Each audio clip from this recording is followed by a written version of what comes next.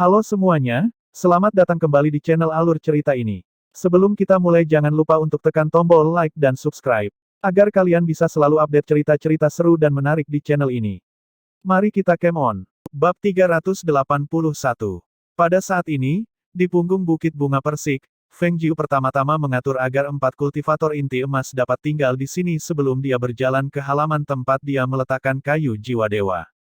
Halaman itu terletak di tempat terpencil di mana terdapat lebih sedikit sinar matahari dan lebih banyak energi yin. Sejak keluarga mereka mulai berkultivasi di sini, energi yin dingin yang terkumpul di sini menjadi sangat kaya dan padat. Di bawah kanopi pepohonan yang rimbun, semua sinar matahari telah terhalang dan beberapa bayangan perlahan muncul. Ketika mereka melihat kedatangan Feng Jiu, wajah mereka dipenuhi dengan kegembiraan dan mereka segera membungkuk hormat dan menyapanya. Nona, keempat hantu telah berkultivasi di sini selama jangka waktu ini dan kendali mereka atas energi yin telah stabil. Ditambah dengan fakta bahwa Feng Jiu telah memberi mereka metode untuk berkultivasi sebagai kultivator iblis, sekarang, meski saat itu bukan malam hari, mereka akhirnya bisa muncul. Tatapan tajam Feng Jiu tertuju pada mereka berempat dan tersenyum, sepertinya kecepatan kultivasi kalian tidak terlalu buruk, kalian sudah menguasai langkah pertama, formasi roh. Ini semua berkat Nona, jika bukan karena Nona memberi kita panduan berharga untuk berkultivasi, kita tidak akan bisa mencapai formasi roh dalam waktu sesingkat itu. Lelaki tua itu berkata sambil wajahnya dipenuhi kebahagiaan. Mampu menguasai formasi roh, mereka bisa tampil seperti orang hidup di siang hari dan bisa muncul di hadapan orang lain dalam wujud manusia. Bagi mereka, ini adalah sesuatu yang tidak pernah mereka bayangkan mungkin terjadi di masa lalu. Untunglah kultivasimu membuahkan hasil. Dia menganggukkan kepalanya setuju dan berjalan menuju meja dan duduk di sampingnya ketika dia bertanya kepada mereka tentang hal-hal yang terjadi baru-baru ini. Nona, semua yang ada di sini seperti biasa, bahkan jika ada kultivator yang datang, tak seorang pun dapat merasakan kehadiran kami.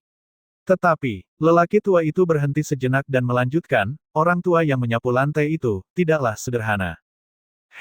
Dia mengangkat alisnya dan berkata, ceritakan lebih banyak.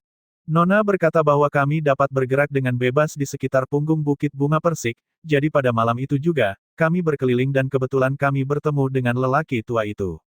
Dia hampir menghancurkan kami, jika bukan karena kami memberitahunya pada saat kami memiliki izin Nona untuk tinggal di sini untuk berkultivasi. Dia kemudian mengibaskan lengan bajunya dan pergi setelah dia memperingatkan kami bahwa kami tidak boleh mengganggu atau menakut-nakuti orang-orang yang datang ke punggung Bukit Bunga Persik. Ketika dia mendengar ini, dia mengungkapkan senyuman. Sejak pertama dia bertemu dengannya, dia sudah mengetahui bahwa dia bukanlah orang biasa.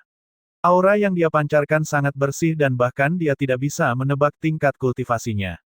Waktu telah lama berlalu dan melihat semuanya damai dan baik-baik saja, dia tidak lagi memperhatikan masalah tersebut dan membiarkannya terus menyapu halaman. Teruslah berkultivasi di sini. Suni melakukannya dengan sangat baik di istana. Ayahku mengundang seorang guru untuk mengajarinya cara membaca dan menulis. Dia juga secara pribadi mengajarinya beberapa kultivasi dasar. Tunggu sampai kultivasimu sudah maju dan ketika kalian tidak takut lagi matahari. Saat itu, kalian bisa pergi ke Manor untuk menemuinya. Setelah mendengar ini, mereka saling memandang dengan gembira dan kembali memandang Feng Jiu dengan rasa terima kasih, dan berkata, terima kasih Nona karena telah memberkati Suni dengan semua pendidikan dan pelatihan. Kami pasti akan bekerja keras dalam kultivasi kami. Setelah dia menganggukkan kepalanya, dia berdiri dan berjalan keluar. Saat dia melangkah keluar dari halaman, dia melihat lelaki tua berjubah abu-abu sedang menyapu lantai tidak jauh dari sana. Melihat ini, dia tersenyum lebar dan berjalan ke arahnya. Apakah ada masalah? Dia berhenti di depannya dan bertanya, hatinya dipenuhi rasa ingin tahu. Siapa dia? Mengapa dia bersedia tinggal di sini dengan tenang dan melakukan tugas sepele seperti menyapu halaman? Lelaki tua itu memandangnya dan berkata, Nona muda baru saja kembali dan seharusnya tidak mendengar berita terbaru bahwa patriark tua dari kediaman Feng telah hilang. Saat dia mendengar ini, ekspresinya berubah dan langsung bertanya, kapan ini terjadi? Sudah beberapa hari. Orang tua itu berkata perlahan sambil terus menyapu tanah sambil perlahan-lahan menyapu semakin jauh. Melihat ini, Feng Jiu segera bergegas ke depan dan setelah dia meninggalkan beberapa instruksi kepada 4 kultivator inti emas, dia dengan cepat kembali ke kediaman Feng. Karena dia pulang lebih awal dari yang diharapkan, dia tiba di tembok luar sebelum malam. Melihat tidak ada seorang pun di sekitarnya, setelah dia memeriksa sekeliling, dengan ketukan kakinya, dia melompat ke atas tembok dan mendarat di halaman. Hampir seketika, terdengar beberapa teriakan yang terdengar bersamaan. Siapa di sana? Para penjaga segera bergegas dan mengepungnya. Melihat penyusup itu mengenakan pakaian compang camping dan wajahnya tertutup abu, mereka tidak dapat mengidentifikasi dan menyatakan penyusup itu sebagai musuh. Mereka baru saja akan menghunus pedang mereka ketika mereka mendengar suara yang familiar. Ini aku, Feng Jiu berkata sambil melihat ke arah penjaga yang mengelilinginya. Mereka semua tertegun sejenak dan hanya setelah mereka sadar kembali barulah mereka segera menyapanya dengan hormat Nona muda. Dan mereka semua mundur ke satu sisi. Dia menganggukkan kepalanya dan berjalan menuju tempat ayahnya. Ketika dia melewati taman batu, si putih yang tergeletak di tanah berseru dengan penuh semangat dan dia segera bangkit dan berlari ke arahnya dengan riang sementara ekornya berayun-ayun dengan riang. Dia menjulurkan lidahnya dan hendak menjilat wajahnya. Si putih. Dia menepuk kepalanya dengan penuh kasih sayang dan tersenyum, ada yang harus kulakukan sekarang, aku akan datang dan menemuimu nanti. Bersikaplah baik, pergi dan bermainlah sendiri dulu. Setelah menyelesaikan kata-katanya, dia melanjutkan ke tempat ayahnya. Si putih tidak mengganggunya, namun dia perlahan mengikuti dari belakang dan berjalan menuju tempat Feng Xiao. Beberapa penjaga Feng yang berjaga di luar tempat melihat sesosok tubuh berpakaian compang camping berjalan ke arah mereka. Mereka terdiam beberapa saat sebelum berseru dengan hati-hati, Nona muda. Dia melihat beberapa dari mereka dan bertanya, apakah Luo Yu sudah kembali? Luo Yu telah kembali dan saat ini berada di tempat. Apakah kamu ingin bawahan memanggilnya? Fan Lin bertanya. Tidak perlu. Dia dengan cepat berjalan menuju tempat dan melihat ada 8 orang di tempat yang berusia 40-an. Nona muda kembali. Ketika mereka berdelapan melihatnya, mereka berdiri dan membungkuk sambil menyapanya dengan hormat, salam Nona muda. Dia menganggukkan kepalanya dan berjalan ke depan. Dia tidak mengenali 8 orang itu, namun dia masih memiliki kesan tentang mereka dalam ingatannya. Ini adalah pengawal Feng ayahnya dan juga merupakan 8 pemimpin pengawal Feng saat ini. Nyonya, Leng Xuang keluar dan ada kilatan kegembiraan yang terpancar dari tatapan dinginnya. Bagaimana kabar ayahku? Dia bertanya sambil masuk. Patriark sudah pulih dengan baik. Dia mengikuti dari belakang sambil melapor dan karena ada orang yang menjaga tempat, pintu kamar tidak ditutup karena Feng Jiu telah menginstruksikan sebelumnya bahwa sirkulasi udara sangat penting untuk membantu kesembuhannya. Nyonya, kamu kembali. Leng Hua tersenyum cerah saat melihatnya. Aku kembali. Dia menganggukkan kepalanya dan melangkah masuk. Ayah, aku pulang. Leng Xuang dan Leng Hua keluar untuk memberi mereka ruang pribadi. Leng Xuang berkata, Hua, diamlah di sini dan tunggu. Aku harus kembali ke tempat kita sebentar. Setelah selesai, aku akan kembali. Baiklah. Dia menjawab dan melihatnya pergi ketika dia berdiri di dekat tempat dan menarik perhatian 8 pria parubaya. Kamu dipanggil Leng Hua kan? Salah satu pria parubaya angkat bicara dan dengan wajah serius, dia mencoba tersenyum tetapi terlihat agak kaku. Leng Hua menatap mereka dan mengangguk, Metode tinju apa yang kamu latih setiap pagi di tempat ini? Dari siapa kamu mempelajarinya? Rasa penasarannya pun tergugah karena ia menyaksikan 2 hari terakhir ini pemuda ini rajin berlatih serangkaian gaya tinju yang lembut dan gemulai. Dia tidak bisa tidak bertanya. Itu disebut Tai Chi. Saya mempelajarinya dari Nyonya, kata Leng Hua sambil tersenyum, berseri-seri dengan bangga. Dari semua orang di kediaman Feng, dia sendiri yang dipilih oleh Nyonya untuk dilatih. Tai Chi. Kedelapan pria parubaya itu saling memandang. Meskipun mereka belum pernah mendengar gaya tinju ini sebelumnya, dengan kultivasi dan ketajaman pemahaman mereka, mereka dapat dengan mudah melihat seberapa tepat setiap pukulan tinjunya. Gerakan anggun itu penuh dengan potensi yang kuat. Leng Hua, kenapa kita tidak mencoba beberapa gerakan? Kata salah satu dari mereka, berharap bisa mengamati kekuatan di balik tinju itu. Hebatnya, Leng Hua menggelengkan kepalanya dan berkata, tidak. Nyonya memberitahuku bahwa selain meningkatkan kekuatanku, Tai Chi hanya dimaksudkan untuk melindungiku, bukan untuk pamer. Mendengar hal tersebut, beberapa dari mereka mengejek dan berkata, tidak ada gunanya pamer jika kita hanya ingin membandingkan catatan. Bagaimana anak ini bisa begitu berkepala dingin? Bukankah dia adalah orang yang sama yang mengacak-acak pengawal Feng? Apakah dia benar-benar akan berusaha keras mengatasi hal ini? Tidak, itu tidak akan berhasil. Aku menolak melawan orangku sendiri, kata Leng Hua sambil menggelengkan kepalanya. Berdiri dari kejauhan, topik itu jelas bukan untuk didiskusikan. Mendengar hal ini, beberapa dari mereka menggelengkan kepala karena geli tidak percaya. Siapa yang tahu di mana nona muda bisa menemukan murid seperti ini? Tentu saja, dia mungkin kurang kuat, tetapi kesetiaan tampaknya terbayar dengan nona muda. Apakah Jiu kecil sudah kembali? Tanya Guan Xilin sambil melangkah masuk dari luar. Melihat 8 pria parubaya berdiri di tempat, dia menganggukkan kepalanya. Tuan muda, nyonya telah kembali dan ada di dalam, kata Leng Hua sambil menunjuk ke kamarnya. Guan Xilin melangkah maju dan berkata, aku perlu membicarakan sesuatu dengannya. Dia mengetuk pintu, berhenti sejenak dan memasuki ruangan untuk melihat 2 orang duduk dan berbicara.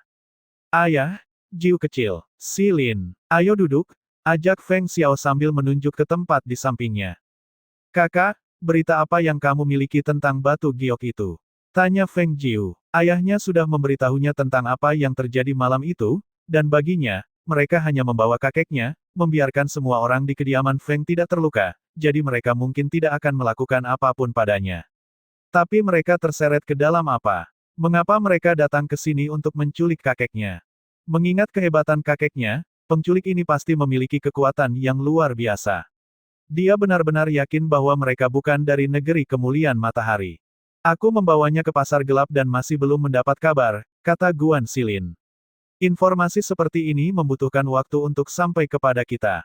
Jangan terlalu memikirkannya. Begitu ada petunjuk, kita akan menjadi orang pertama yang mendengarnya.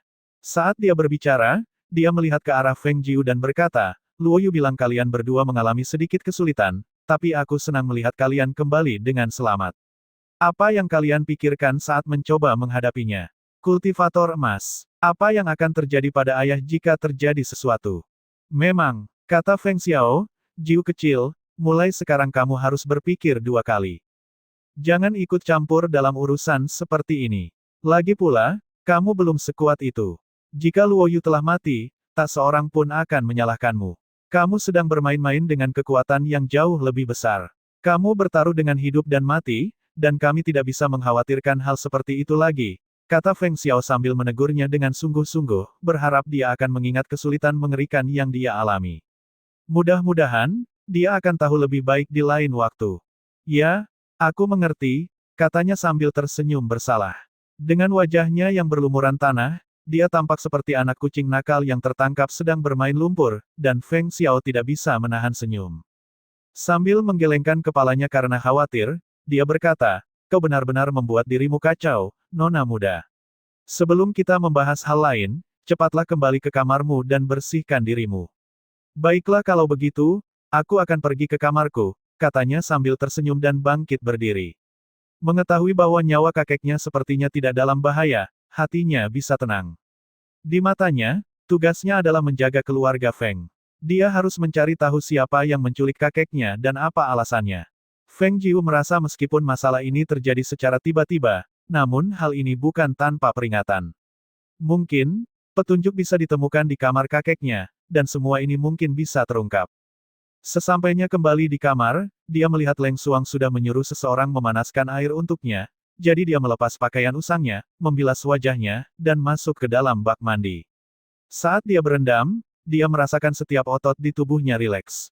Dia jarang membutuhkan siapapun untuk menunggunya ketika dia mandi, jadi Leng Xuang berjaga di luar pintu. Meskipun otot-ototnya mulai rileks, pikiran Feng Jiu masih berpacu. Bagi kediaman Feng, hilangnya kakeknya hanya memperburuk keadaan. Kalau saja dia ada di sini, mereka akan gemetar. Sebaliknya, kepergiannya memberi mereka peluang sempurna. Saat ini, mereka punya cukup alasan untuk bergerak ke arah kediaman Feng. Kedelapan pengawal Feng yang melayani ayahnya semuanya memiliki kekuatan kultivator bela diri, dan bersama orang-orang ini, bersama dengan ayahnya dan patriark tua, tidak mengherankan jika kediaman Feng dikenal di seluruh kota bulan berawan karena tidak dapat ditembus seperti Gunung Tai. Bagaimanapun, kekuatan dan kehebatan mereka akan tetap mendapatkan penghargaan meskipun ini adalah negara yang berbeda. Bagi para pengamat di luar, para penguasa kediaman Feng, satu orang telah hilang, dan satu lagi telah digulingkan. Yang perlu ditakutkan hanyalah 8 penjaga ini. Setelah sekitar setengah jam, Feng Jiu keluar dari bak mandi, memeras air dari rambutnya, dan berpakaian. Leng Xuang membawakan semangkuk bubur sarang burung, dan dia menyuruhnya untuk tidak membiarkan siapapun masuk ke ruangan. Dengan bubur di tangannya, dia memasuki cincin ruang. Api kecil. Feng Jiu mendatanginya. Mengetahui bahwa dia telah tertidur begitu lama, dia terkejut karena dia tidak begitu senang melihatnya dan hanya menatapnya. Sambil mengangkat alisnya, Feng Jiu tersenyum dan berkata, "Setelah sekian lama, kupikir kamu akan langsung menerkam saat melihatku." Dia meradang. "Kamu tidak punya rasa kesopanan," katanya sambil menatapnya dengan lebih banyak keberanian daripada kemarahan. Melihat wajah kecil merah muda dan dua mata hitam yang menatapnya dengan cara ini, dia tidak bisa menahan diri untuk tidak memperhatikan betapa lucunya dia. "Bagaimana mungkin aku tidak punya rasa kesopanan?" Dia bertanya sambil menyeringai. "Lihat saja dirimu, datang ke sini dengan pakaian seperti itu. Kamu bahkan belum mengancingkan jubahmu." Lidah api kecil terikat, wajahnya mulai memerah, dan saat dia menatapnya, matanya mulai mengembara, menatap pakaiannya yang terbuka dan sosoknya yang samar-samar terlihat. Meskipun dia adalah binatang suci, dia memiliki naluri laki-laki. Karena dia datang ke sini tanpa malu-malu, dia merasa sedikit malu padanya. Mendengar ini, Feng Jiu sedikit memucat. Dia melihat pakaiannya dan tertawa terbahak-bahak. "Dasar anak nakal, kamu." Dia berkata, "Kamu hanyalah binatang kuno, dan tidak peduli apa yang kamu lihat." Dia mengedipkan mata padanya dengan menggoda, dengan sengaja menggodanya, dan menyaksikan wajah malu-malu api kecil mendidih karena marah. Dia tidak bisa menghilangkan senyum di hatinya. Bingung? Api kecil menyilangkan tangan di depannya, memejamkan mata, dan mengabaikannya. Baiklah. Aku hanya bercanda denganmu. Aku baru saja keluar dari bak mandi dan masih mengeringkan badan di rumah. Tidak ada salahnya memakai pakaian seperti ini di kamarku sendiri." Dia duduk di depan api kecil dan berkata, "Lihat apa yang kubawakan untukmu." Dia mengangkat semangkuk bubur sarang burung yang ada di tangannya saat seringai muncul di wajahnya. Api kecil mendengus, dengan heran, dan dengan arogansi serta rasa jijik, ia berkata, "Hanya kaummu yang akan senang bersantap dengan air liur burung seperti itu." Mendengar ini, Feng Jiu meringis. Liur, apakah dia harus membuatnya terdengar sangat menjijikkan? Jelas sekali, bubur ini menyehatkan kulit dan sangat bagus untuk menjaga kulit awet muda, tapi bagi api kecil, itu tidak lebih dari air liur burung. Yah, bagaimanapun juga, kamu adalah seekor burung, jadi tidak ada gunanya kamu mencoba memakan ini, katanya sambil tersenyum sambil mulai memakannya sendiri. Bagi gadis seperti dia, bubur sarang burung walet sangat cocok untuk kulitnya, halus seperti sutra di langit-langit mulut, dan kaya akan protein.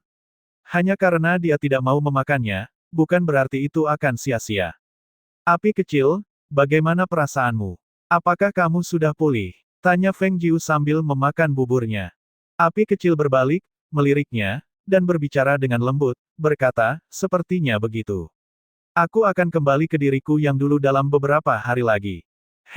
Itu yang ingin ku dengar. Apakah kamu masih berada di sini merawat dirimu sendiri dalam beberapa hari? Atau kamu ingin keluar? Dia menghabiskan mangkuknya dalam beberapa gigitan lagi dan menyisihkannya. Api kecil berkedip dan dengan lembut berkata, "Rumahmu sedang kacau. Tidak mungkin aku ikut campur dalam kekacauan itu. Aku akan menjaga diriku sendiri di sini." Baiklah kalau begitu." Dia menganggukkan kepalanya dan merasa senang karena dia ingin tinggal di cincin ruang untuk mengurus dirinya sendiri, mengingat aura roh yang kuat yang meresap ke seluruh tempat ini.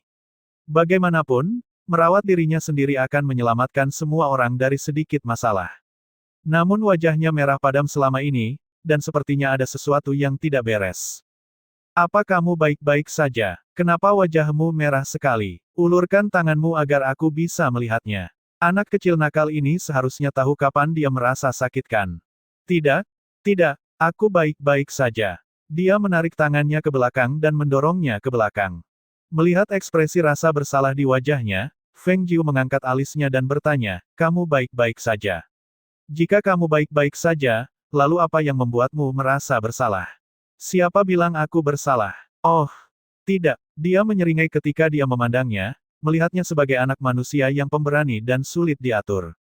Dia bisa saja merasa bersalah dan malu, dan kamu tidak dapat menemukan contoh yang lebih baik tentang seorang bajingan kecil yang mencoba bertindak seperti orang dewasa. Tidak ada apa-apa. Dia berbalik dan menutup mulutnya. Melihat wajahnya memerah lagi, Feng Jiu merasakan firasat roh. Sambil berpikir, matanya menyapu ke seberang ruangan, dan ketika matanya tertuju pada sebuah kotak panjang, dia bergegas ke kotak itu dan membukanya. Bagaimana kamu bisa makan setengah dari ginseng 1000 tahun? Dia sedikit meninggikan suaranya dan berbalik ke arah api kecil, yang mencoba untuk menyusut ke dalam dirinya sendiri. Dengan ekspresi terkejut di wajahnya, menggelengkan kepalanya dengan tatapan tidak percaya, berkata, apakah kamu tidak tahu seharusnya kamu santai saat merasa stres? Lagi pula, untuk sesuatu yang kuat seperti ginseng 1000 tahun, satu potong saja sudah bisa menyelamatkan nyawa seseorang. Kamu, bagaimanapun, memakan setengahnya secara langsung. Kamu beruntung jika hanya pecah pembuluh darahmu. Mengetahui bahwa dia tertangkap basah, api kecil mengambil sekilas pandang ke arahnya dan hampir berbisik, aku sedikit lapar ketika aku bangun, dan tidak ada yang lain di sini untuk dimakan. Feng Jiu tertawa, dengan putus asa, dan berkata, baiklah, itu saja yang akan kukatakan, tapi jangan buang-buang efek obat dari ginseng 1000 tahun itu juga. Aku ingin kamu kembali dalam kondisi bertarung. Dia meletakkan setengah lainnya kembali ke tempatnya semula dan melanjutkan, berkata, lebih baik kamu tidak menyentuh setengah lainnya ini. Tubuh kecilmu tidak akan sanggup menanganinya. Api kecil Phoenix menjawab, hanya menghela nafas lega saat dia melihatnya meninggalkan cincin ruang, membawa mangkuk bersamanya saat dia pergi. Malamnya, pintu kamar Feng Jiu terbuka dan Leng Xuang, yang berjaga di luar, masuk. Nona, Hua kecil berkata bahwa Tuan telah menyiapkan makanan di gedung utama dan ingin kamu pergi dan makan. Ayo pergi. Dia mengangguk mengiyakan, dan mereka berjalan menuju gedung utama. Mungkin mereka sudah terbiasa dengan penampilannya yang segar dan halus karena dia sering berpakaian putih di rumah. Namun sekarang, Feng Jiu mengenakan gaun semerah api, dan tidak ada satu orang pun di seluruh kediaman yang bisa memalingkan muka. Kecantikannya diketahui semua orang, dan tidak mengherankan jika dia dipuji sebagai yang tercantik di antara wanita cantik. Setelah bertugas di kediaman Feng selama bertahun-tahun, bukan berarti mereka belum pernah melihatnya mengenakan pakaian bagus, namun ada sesuatu tentang gaun merah menyala yang dikenakannya dan cara dia membawa diri yang indah membuat mereka bingung untuk berkata-kata. Ketika pengawal Feng dan yang lainnya melihatnya terus mendekat, mereka kesulitan menyembunyikan rasa tergila-gila mereka. Melihat dia mendekat dengan anggun, mengenakan gaunnya yang tampak berkilauan dengan api, dan melihat tatapan dingin yang terpancar jauh di dalam matanya yang berkilauan hampir terlalu berat untuk ditanggung. Sikap acuh tak acuhnya sepertinya membangkitkan bujukan yang jahat, daya tarik yang membara. Seolah-olah dia telah merapal mantra, kecantikannya yang bersinar tak tertandingi. Meskipun mereka memiliki ketenangan dan pelatihan terbaik, mereka tidak bisa menahan diri untuk tidak menatap, bertemu dengan tatapannya yang dingin dan tenang yang membuat mereka merinding. Dalam sekejap, mereka masing-masing merasakan sentakan di hati mereka dan denyut nadi mereka melonjak. Sungguh indah, sungguh daya tarik. Sesaat lagi dan semuanya lenyap. Yang tersisa hanyalah keheningan yang canggung. Ini akan menjadi nyonya baru mereka, dan bagi mereka melongo seperti itu akan memalukan. Nona muda, beberapa penjaga berseru ketika mereka bergegas mengumpulkan ketenangan mereka. Feng Jiu membuang muka dan dengan hati-hati berjalan ke dalam ruangan. Saat dia masuk, beberapa orang lain langsung memperhatikan dan berseru, ini nona muda. Kata Feng Jiu sambil sedikit tersenyum. Dia memandang mereka, tertawa, dan bertanya, jadi, kalian semua sudah makan? Kita belum lapar, nanti kita makan saja, kata salah satu pria parubaya. Masuklah, nona, katanya sambil menunjuk padanya, tuan ada di dalam menunggumu. Baiklah, jawabnya dan masuk ke dalam. Jiu kecil, masuk. Duduklah di sini, kata Feng Xiao sambil melambai padanya ke kursi di sebelahnya. Feng Xiao, Guan Xilin, dan Leng Hua, yang berada di samping menjaga mereka, adalah satu-satunya orang di ruangan itu. Guan Xilin menuangkan anggur sambil tersenyum, sambil berkata, ayah menyuruh mereka menyiapkan hidangan favoritmu, dan aku membawakan anggur roh. Jiu kecil, cobalah, beritahu aku pendapatmu. Katanya sambil duduk di meja. Sambil menghirup aroma harum masakan di depannya, dengan senyum hangat di wajahnya, Feng Jiu berkata, tidak ada tempat seperti rumah. Kemanapun aku pergi, aku tidak akan pernah menemukan hidangan yang dibuat sebaik ini.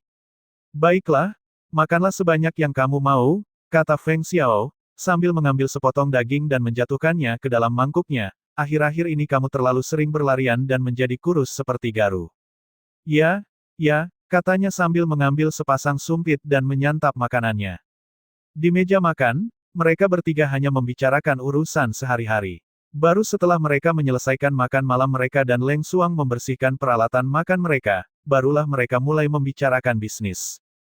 Jiu kecil, tahukah kamu? Siapa kedua bajingan tua yang berani datang ke sini demi sisi putih pada suatu hari? Kata Feng Xiao, dan mereka jelas-jelas berniat merampok kediaman Feng kita di siang hari bolong. Kalau bukan karena Yi Xuan, mereka mungkin akan lolos begitu saja. Jelas sekali, Feng Xiao masih kesal dengan masalah ini. Setelah melindungi negeri kemuliaan matahari selama bertahun-tahun, setelah mereka menjadi tidak berguna, perlakuan kejam dan skema buruk sudah menunggu keluarga Feng. Feng Xiao yang sedikit kesal ini tidak ada habisnya. Dengan cemas, Feng Jiu menoleh ke arah ayahnya dan bertanya, apakah dua pria yang sama yang menyergap dan berencana membunuhmu? Itu adalah dua bajingan tua yang sama, katanya, dan mereka berpikir tidak ada yang akan mengetahui apa yang telah mereka lakukan karena aku dalam keadaan linglung. Mereka bahkan berani datang ke rumah kita untuk meminta sisi putih di siang hari bolong. Sungguh kurang ajar. Mendengar ini, Feng Jiu tertawa dan berkata, tidak ada yang perlu ditakutkan. Begitu aku memikirkan sebuah rencana, aku akan menghabisinya. Terkejut, Feng Xiao dan Guan Xilin menjawab, menghabisi mereka.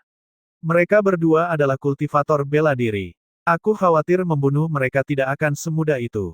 Tentu saja, mereka juga sampai pada kesimpulan ini, namun mereka belum mencapai solusi yang pasti. Bagaimanapun, keduanya adalah penguasa, dan jika mereka tidak bisa mengalahkan mereka dengan satu serangan, itu adalah risiko yang tidak ingin mereka ambil. Ya, aku tahu. Jangan khawatir, ayah. Aku tidak akan mengacaukan apapun yang tidak bisa aku tangani, katanya sambil tersenyum dan berdiri. Percakapan mereka berlanjut, dan mereka mendiskusikan hal-hal lain. Baru ketika hari mulai memudar hingga senja, Feng Jiu dan Guan Xilin keluar dari kamar berencana untuk pulang, barulah dia diberi isyarat. Nona muda, Feng Jiu berhenti sejenak, lalu menoleh ke arah 8 pria dan 7 pengawal Feng yang berdiri di belakang mereka, lalu berkata, apakah ada masalah? Para pria parubaya saling berpandangan ketika salah satu dari mereka mencondongkan tubuh ke depan, melirik ke arah yang lain di sekitarnya, lalu tertawa dan berkata, inilah orang-orang yang mengaku setia, namun sebelum dia bisa menyelesaikannya, dia disela. Itu bisa menunggu, kata Feng Jiu sambil melambai pada mereka dan meninggalkan tempat bersama Guan Xilin, meninggalkan mereka dengan cemas. Terkejut dengan hal ini, ketujuh pengawal Feng merasa malu dan agak terkejut. Orang-orang ini bergegas ke sini untuk menyatakan kesetiaan mereka padanya, tetapi Feng Jiu malah tidak ingin berurusan dengan mereka. Apakah itu tidak cukup baik untuknya? Apakah dia mengira mereka tidak mampu melakukan tugas itu? Memikirkan hal ini, rasa malu hilang dari wajah mereka, hanya untuk digantikan dengan kekhawatiran dan ketakutan. Guru, beritahu kami, apakah kami tidak cukup baik untuk nona muda? Kikang dengan gugup bertanya, kehilangan kepercayaan diri. Merasa sedikit khawatir. Mendengus salah satu dari mereka yang menatap tajam ke arah mereka masing-masing dengan tatapan tidak simpatik, berkata, jika nona muda tidak menginginkanmu, dia bisa menggantikan kalian semua hanya dengan menjentikkan jarinya. Dia selalu bisa memilih yang lain di antara Feng penjaga. Apa, guru tidak bersungguh-sungguh kan? Salah satu dari mereka bertanya. Mendengar hal tersebut, beberapa dari mereka tampak hampir menangis. Mereka telah bekerja keras hanya untuk mendapatkan pangkat mereka hanya untuk digantikan begitu saja. Siapa yang tidak kesal? Tidak bermaksud apa? Luo Yu menguap sambil berjalan ke tempat. Dia telah tidur sejak dia kembali tetapi mendengar bahwa Nona telah kembali. Melihat sekeliling tempat dan melihat seringai di wajah gurunya, teman-teman muridnya, dan semua paman tua yang cemberut, Luo Yu tiba-tiba merasa gembira. Astaga, ada apa kawan? Dia bertanya, apa yang membuatmu begitu sedih? Guru Luo Yu terkekeh, berkata, paman bela dirimu sedang memberikan teguran keras kepada mereka karena kebodohan mereka. Selama ini, mereka tidak pernah menyatakan kesetiaan mereka. Sekarang, karena mereka ingin melakukannya dengan cepat, dan nona muda mengabaikannya. Menengok ke arah Luo Yu, dia berkata, jika kamu sudah istirahat, awasi dengan cermat nona muda. Jangan sampai kamu tertidur. Saya tahu. Jangan khawatir, guru. Kata Luo Yu. Sambil menyeringai, dia bertanya, dan Nona? Dia tidak ada di sini. Dia baru saja pulang, kata tuannya. Kalau begitu, Aku akan kembali menjemputnya besok, katanya sambil tersenyum. Sambil melirik ke arah Van Lin dan yang lainnya, dia menyeringai dan berkata, ada apa? Seharusnya kalian mendengarkanku lebih awal kan? Ketujuh orang itu menggerutu di antara mereka sendiri dan menatap ke arahnya. Heh, hanya itu yang akan kukatakan pada kalian. Sebaiknya kalian memberikan alasan yang bagus agar Nona tetap memakai kalian selagi kalian masih punya kesempatan. Sombong? Ejek salah satu dari mereka, yang dengan cepat mengarahkan tendangan, meskipun Luo Yu menghindarinya dengan mudah. Sambil tersenyum pada dirinya sendiri, Luo Yu berjalan ke arah mereka dan dengan sombongnya berkata, "Heh. Dengar, kalian benar-benar akan menyesal jika tidak mengakui Nona muda." Dia kemudian berbalik dari mereka dan berjalan menuju gurunya, "Guru, ini adalah simbol bakti saya," katanya sambil mengeluarkan botol kecil dari karung kosmosnya dan memberikannya kepadanya dengan kedua tangannya. Terkejut, gurunya dengan cermat memeriksa apa yang ada di tangannya. Mungkinkah ini ramuan yang dibuat sendiri oleh Nona muda? Sambil tenggelam dalam pikirannya, dia tanpa sadar mengambil botol itu dari tangannya, membukanya, dan mengendus isinya. Heh, ini ramuan? Dibuat untuk meningkatkan kekuatan seseorang, jelas Luo Yu, sambil berkata, basis kultivasimu telah stabil selama bertahun-tahun, tetapi dengan ramuan ini, guru akan mencapai terobosan hanya dalam 1 atau 2 minggu. Mendengar ini, ketujuh pria parubaya itu menatap dengan rakus saat guru Luo Yu memegang ramuan di tangannya, tertawa kegirangan. Karena cemburu, mereka menyerang murid-murid mereka dengan tendangan terbang. Dasar ingus kecil, kita seharusnya tidak membiarkanmu istirahat begitu saja karena tidak segera mengakuinya. Setelah semua ditendang dengan keras di bagian belakang mereka, para murid meringis kesakitan dan kebingungan saat mereka melompat keluar dari jalan. Mungkinkah Nona muda benar-benar memberikan ramuan itu kepada Luo Yu? Di mana dia bisa memikirkan hal seperti itu? Tiba-tiba, kesan samar muncul di kepala mereka, tapi mereka semua menahannya sekaligus, sama sulitnya dengan apa maksudnya. Guru Luo Yu memandangi ramuan itu dengan gembira, tetapi alih-alih menyimpannya, dia malah bertanya, jika kamu memberiku ramuan ini, apa yang tersisa untukmu? Jika hanya ada satu botol ini, tidak mungkin dia menyimpannya untuk dirinya sendiri. Nona muda telah memberikannya pada Luo Yu. Heh, Luo Yu tertawa, ketika Nona memberiku sebuah botol, aku meminta satu botol lagi untuk guru. Tertawa gembira, dia berkata, Guru, Paman bela diri, saya berangkat. Dalam sekejap, Luo Yu sudah pergi sebelum mereka bisa mengatakan apapun, apalagi mendesaknya untuk meminta jawaban, Guru, Paman bela diri, kami juga akan berangkat. Ketujuh orang itu berseru serempak saat mereka bergegas keluar pintu untuk mengejar Luo Yu untuk mencari tahu apa lagi yang dia ketahui.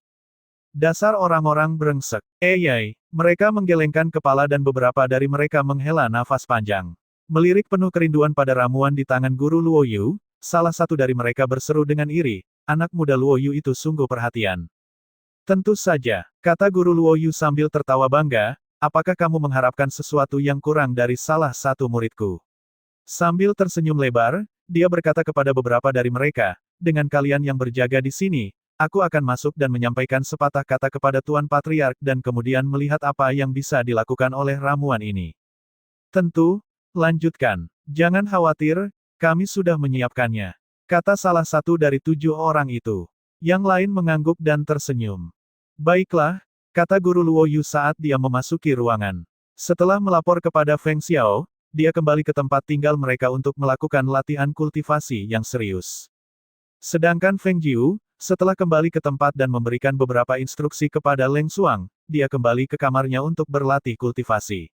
Dia melanjutkan hingga dini hari keesokan harinya, setelah itu dia naik ke Si Putih dan pergi. Karena Luo Yu asyik dengan meditasi tertutup, satu-satunya yang harus dipertanggungjawabkan hanyalah Van Lin dan 6 orang lainnya.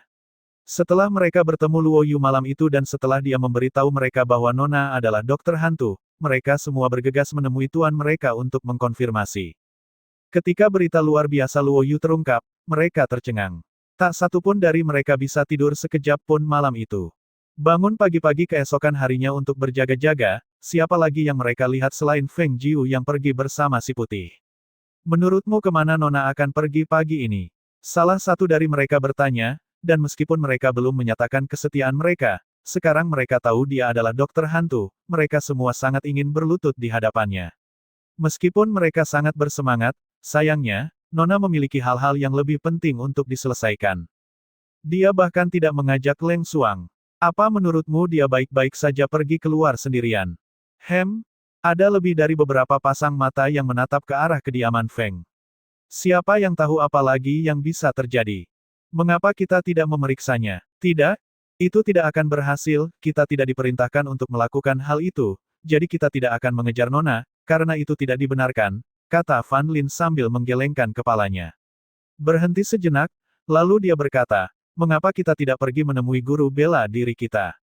Kita harus melaporkan kepergian Nona kepada mereka kan? Menurut pendapatku, jika mereka merasa bahwa Nona tidak mampu membela dirinya sendiri, mereka pasti akan memerintahkan kita untuk mengikuti. Selain itu, bukankah Luoyu mengatakan bahwa Nona memiliki keterampilan luar biasa? Bukankah dia sudah memberinya pelajaran? Mendengar ini, yang lain terdiam beberapa saat sebelum mereka pergi ke paviliun di Taman Batu. Saat Feng Jiu terbang keluar dari kediaman dengan gaun merahnya, dia dipenuhi dengan tekad yang gagah berani.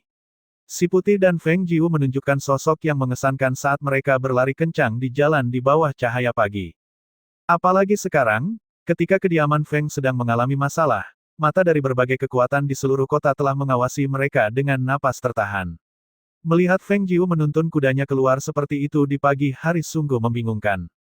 Namun melihatnya menuntun kudanya keluar seperti ini selama beberapa hari berturut-turut, berita tentang hal ini bahkan sampai ke telinga Murong Yisuan. Namun, mengingat apa yang dia katakan kepadanya hari itu, dia menahan keinginan untuk mendekatinya. Terlebih lagi, hatinya terasa berat, karena dia khawatir motif pembunuhan ayahnya karena ulah ayah kekaisarannya. Kalau begitu, harapan untuk mendapatkan kesempatan bersamanya akan hancur. Pada pagi ketiga, Feng Jiu pergi bersama si Putih sekali lagi, namun kali ini, bola kecil mengikuti di belakangnya. Karena si Putih tidak akan pernah membiarkan bola kecil naik di punggungnya, kawan kecil itu tidak punya pilihan selain berlari di sampingnya secepat yang bisa dicapai oleh kaki kecilnya. Karena dia bertubuh kecil dan bulat, saat mereka menyeberang jalan, mereka menarik perhatian banyak wanita dan anak-anak. Seekor anak anjing, lucu sekali. Tidak, menurutku itu kucing. Lihat betapa panjang rambutnya, dan bentuknya seperti bola kecil. Dan lihat betapa cepatnya ia berlari. Menggemaskan sekali. Di mana aku bisa membelinya? Tahukah kamu, itu nona muda dari keluarga Feng. Tidak sembarang orang mampu membeli apa yang dia mampu. Kelihatannya seperti hewan peliharaan roh kan. Kita jarang melihatnya di kemuliaan matahari. Mendengar orang-orang mengoceh, Feng Jiu sedikit menundukkan kepalanya dan melihat sekelompok anak mengejar bola kecil. Sambil terkekeh pada dirinya sendiri, dia menyuruh si Putih untuk memperlambat kecepatannya. Feng Jiu mengulurkan kedua tangannya ke bola kecil yang terengah-engah itu dan berteriak, "Ayo naik!" "Au!" teriak bola kecil, dan secara mengejutkan dia melompat dengan sekuat tenaga ke dalam pelukan Feng Jiu. Feng Jiu tidak bisa menahan senyum. Menggosok kepala bola kecil sambil menggendongnya, dia secara tidak sengaja melihat ke belakang dan melihat sosok berjubah putih berdiri di samping jendela sebuah penginapan, mengawasinya dengan tatapan membara. Itu adalah Murong Yisuan. Dia membalas tatapannya dengan senyum lembut dan mendorong kakinya ke si Putih. Hah! Dia berteriak sambil berlari melewati orang-orang yang berdiri di sana, menghilang dari pandangannya. Berdiri di dekat jendela di lantai 2, Murong Yisuan menyaksikan sosoknya menghilang, memikirkan senyuman yang baru saja dia berikan padanya menenangkan jiwanya. Dia khawatir bahwa tekanan dari semua masalah yang menimpa kediaman Feng akan terlalu berat untuk dia atasi. Melihatnya keluar untuk mengalihkan perhatian, dia menyadari bahwa dia mengatasinya dengan baik. Dia berbalik untuk duduk, membelakangi jendela. Pada saat itu, dua bayangan muncul dan mengikuti Feng Jiu. Di pinggiran kota yang terpencil, Feng Jiu memperlambat kecepatan si Putih dan melepaskan kudanya. Tanpa tergesa-gesa, dia membawa bola kecil ke sungai di depan, dan si Putih berbaring di rumput. Membilas wajahnya di samping air, dia memperhatikan angin sepoi-sepoi yang lembut dan menyegarkan dan duduk di atas rumput. Dari lengan bajunya, dia mengeluarkan sepotong buah dan mulai memakannya, memandang ke langit, mengamati riak sungai. Sepertinya dia sedang menunggu sesuatu. Sekitar separuh waktu yang dibutuhkan untuk membakar dupa, dua sosok bayangan tiba-tiba mendekat. Setelah pandangan berbahaya mereka tertuju pada sosok berbaju merah, mereka melihat si Putih terbaring di rumput. Bagi mereka, apapun yang tidak dapat merekita Liki sama saja dengan mati. Tentu saja, Ini hanya binatang suci tingkat rendah, tapi jika mereka tidak bisa memilikinya, tidak ada yang bisa. Terlebih lagi, si putih ini telah menendang mereka, merusak rencana mereka. Oh, betapa mereka ingin membunuhnya. Cih, dengus si putih, yang sedang berlutut di rerumputan, sambil mengangkat kepalanya dan melihat sekeliling. Feng Jiu, yang sedang memakan buahnya, mengacak-acak bulu bola kecil, dan sepertinya dia bahkan tidak mendengar apa yang terjadi di belakangnya. Namun, tatapan penuh perhitungan bersinar di matanya. Lelaki tua yang bersembunyi di balik bayang-bayang itu menarik panah di lengannya dan berencana membunuh si putih. Adapun Feng Jiu, Kaisar akan menikahkannya ke negeri Galop Hijau, jadi dia tidak akan menyakiti sehelai pun rambut di kepalanya. Namun, kuda ini sudah mati. Tiba-tiba, hembusan angin yang menakutkan bertiup, menyentak kedua pria itu. Berputar, mereka terkejut dengan apa yang mereka lihat. Siapa kalian semua? Dalam sekejap, mereka dikelilingi oleh dua orang tua dan dua pria parubaya. Lawan tangguh mereka menyebabkan jantung mereka berdetak kencang dan keringat dingin mengucur di dahi mereka. Samar-samar, rasa takut muncul. Algojomu, tentu saja, menghabiskan apelnya, Feng Jiu yang berpakaian merah berjalan mendekat dan dengan santai menatap kedua pria berwajah pucat itu. Sambil menyeringai nakal, dia berkata, kalian menyuruhku berkeliling selama 3 hari penuh sebelum kalian mencium baunya. Itu bukan tipuan yang mudah. Mendengar ini, warna wajah mereka pucat pasi. Kalau dipikir-pikir, mereka berseru, kamu melihat kami datang. Dalam sekejap, semuanya menjadi masuk akal bagi mereka, Feng Xiao tidak pernah kehilangan kesadarannya. Tentu saja, hanya Feng Xiao yang mampu menyampaikan semuanya dengan jelas. Itu sebabnya mereka waspada. Begitulah cara nona muda Feng bisa membuat tipu muslihat yang licik untuk mereka. Tapi siapakah keempat orang ini? Kekuatan mereka yang luar biasa menakutkan. Angin itu bukanlah angin elemen dari sekte bela diri biasa. Itu adalah ki spiritual. Kekuatan ini, entah bagaimana, jauh melampaui kultivator fondasi biasa. Bagaimana mungkin wanita seperti dia, yang tinggal jauh di dalam kamarnya, bisa menemukan petarung seperti ini? Dengan kekuatan seperti itu, mengapa mereka menuruti perintahnya? Ketika pertanyaan-pertanyaan ini membanjiri pikiran mereka, tidak ada kesimpulan yang muncul. Satu-satunya jawaban adalah mereka terjebak dalam perangkapnya. Sayangnya, hari ini akan menjadi malapetaka bagi mereka. Saat memikirkan hal ini, rasa takut keluar dari hati mereka, dan mereka berbalik untuk lari. Namun, pada saat mereka bergerak, keempat sosok itu menghampiri mereka. Ingin lari? Hah, mari kita lihat bagaimana kamu mencobanya. Jika kamu dapat melarikan diri dari kami akan menganggapnya sebagai keterampilan yang serius. Salah satu pria itu mencibir dan sosoknya menghilang. Dalam beberapa tarikan napas, dia menyusul salah satu dari mereka, mengulurkan tangan dari belakang, dan mengelilingi lelaki tua itu dengan kekuatan roh, yang terlihat dengan mata telanjang. Tiba-tiba, lelaki tua itu terjebak, membeku di tempatnya. Mata lelaki tua itu menyipit saat cengkeraman kematian menyelimuti dirinya. Dengan jantung tercekat di tenggorokan, dia ingin berteriak ketakutan. Namun, sekuat tenaga dia berusaha, seolah-olah ada sepasang tangan yang mencengkeram lehernya erat-erat, dan dia tidak bisa menahan diri untuk berbisik. Tanpa menyentuh lelaki tua itu, kultivator inti emas menggeser Kiroh dengan gerakan tangannya. Kiroh yang sekarang terlihat melilit kepala lelaki tua itu dan dengan suara keras yang menusuk tulang, kepala lelaki tua itu hancur seperti melon, membuat otak, pecahan tulang, darah, dan potongan rambutnya beterbangan. Lelaki tua lainnya berteriak ngeri, wajahnya sekarang pucat, ketika dia dengan terburu-buru berlari ke depan mencoba melarikan diri dari jangkauan mereka. Sepersekian detik kemudian, ketiga sosok itu sudah muncul di hadapannya. Ketakutan yang memuncak dan kesuraman yang membubung dari hatinya menyebabkan kakinya gemetar dan melemah. Tanpa sadar, dia terbanting ke tanah. Tolong lepaskan aku. Semakin besar basis kultivasi seseorang, semakin besar ketakutannya terhadap kematian. Mereka berdua telah tumbuh jauh lebih tua daripada manusia biasa manapun, dan kekuatan serta status mereka juga melampaui kultivator pada umumnya. Dengan kekuatan seperti itu, mereka berhak mendapatkan apapun yang mereka suka, dan tentu saja, dia masih ingin menikmati rampasannya. Tidak, dia tidak bisa mati. Dia belum siap menghadapi kematian. Nona muda Feng, kasihanilah. Ampuni aku. Dengan panik menoleh ke belakang, dia melihat Feng Jiu perlahan berjalan pergi, kepalanya tertunduk dengan hormat. Tuan bermartabat dari Sekte Bela Diri Besar di Puncak Kultivasi, pada saat ini, telah direduksi menjadi seorang pengecut yang menangis dan merendahkan diri. Bukan karena dia tidak ingin bertarung, tapi kekuatan lawannya yang mengejutkan membuatnya gagal. Dengan tekanan sekecil apapun, mereka telah menjepitnya ke tanah. Bagaimana dia bisa berharap untuk bertarung? Jika dia tahu bahwa kediaman Feng menyembunyikan kekuatan sebesar itu, mereka tidak akan pernah berpikir untuk menyerang Feng Xiao. Saat mendapati dirinya berada di gerbang dunia bawah, pikiran liciknya telah terkristalisasi pada satu gagasan, bagaimana dia bisa lolos dari eksekusi ini. Tapi sekarang setelah dia mengetahui rahasia besar kekuatan kediaman Feng, bagaimana dia bisa membiarkannya hidup sampai hari lain. Berdiri dari kejauhan, Feng Jiu mengamati lelaki tua itu bersujud di tanah memohon untuk nyawanya. Dengan tatapan dingin, dia berkata, melepaskanmu.